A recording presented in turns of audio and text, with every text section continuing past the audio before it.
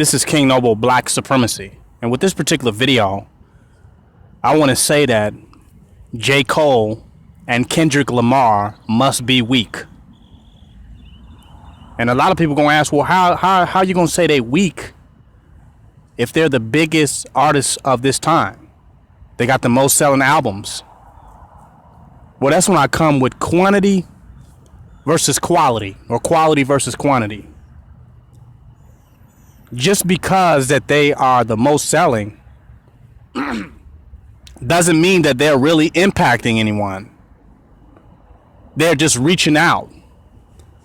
And sometimes that's a true test of how powerful their message is when your message actually gets out there and it's not impacting anyone. And I'll just give you an example. These artists, most would say that they are conscious artists.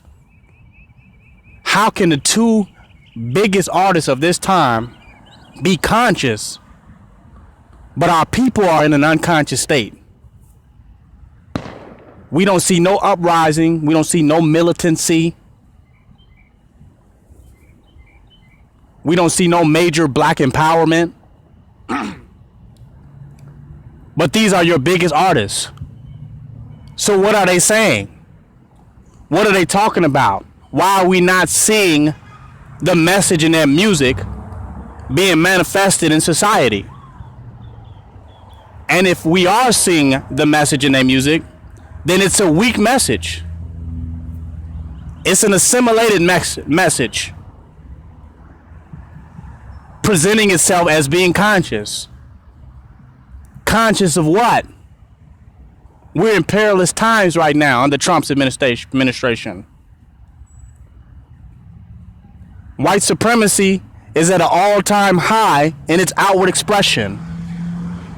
And the musicians and artists of our time have a responsibility where their message can get out to the masses of the people to be saying something that is significant, that is impactful. We talked about hip hop in the 90s and the knowledge of self message and the black power message and how hip hop of the 90s woke people up. Well, I'm telling you, the biggest artists of 2017 are conscious, supposedly. But ain't nobody waking up. Ain't nobody speaking truth to power. Ain't nobody challenging the oppression and the struggle that black people face today. Your biggest artists, they must be weak, because you should see some impact in society.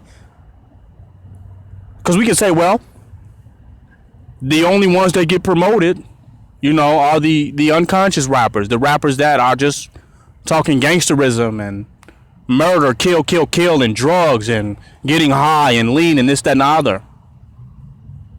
But you got these two artists that slip through the cracks, and they're not talking about lean or gangsterism or the objectification of women, not necessarily materialism, but they still are not talking about nothing.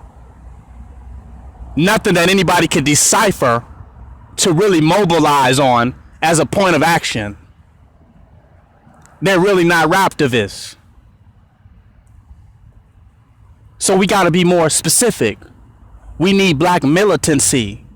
We need militant rappers who's going to use the platform when they're able to get their message out to put out a message that is going to move the minds and hearts of the people and evolve their consciousness to become more proactive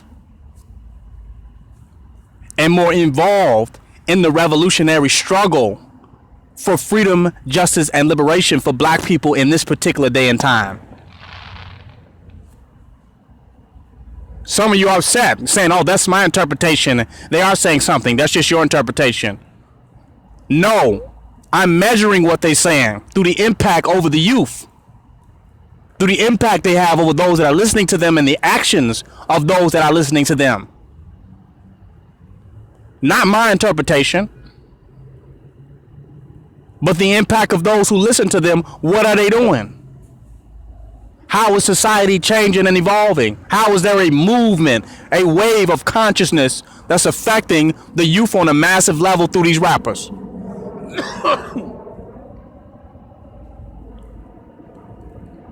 Are they just pacifists? Are they just pacifying you with something that appears to be consciousness, but is more of a socially acceptable, watered down, poetic delusion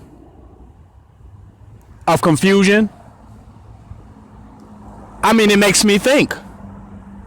Because that would be our excuse. The conscious rappers are not getting out there.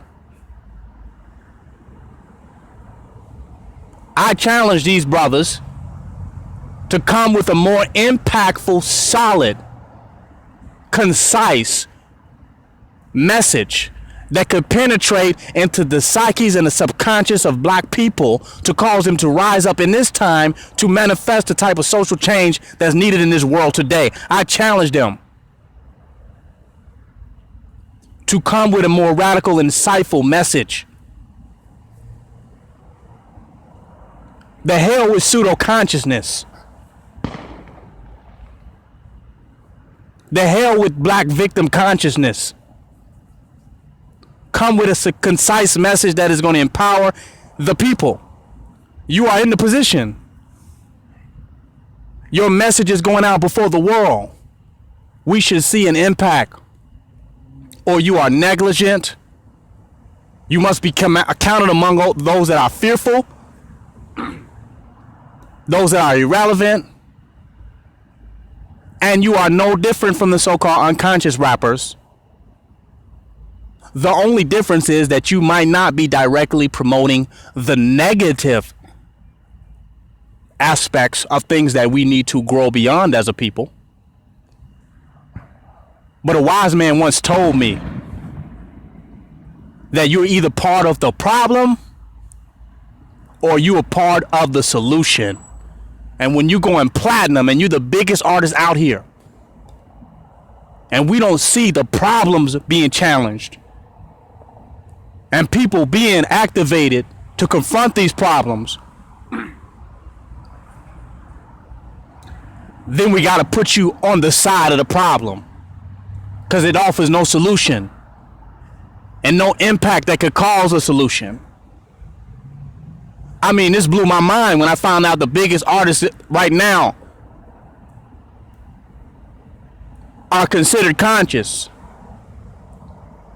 with some political, religious, and spiritual education. What are they using their venues and their platforms for? To just big up themselves and their spiritual journeys? Or are they going to really speak a message to the people that's going to awaken their hearts to world change and world transformation and revolution in this country? This King Noble Black Supremacy. Join my website, www.kingnobleuncensored.com. Donate and don't hate.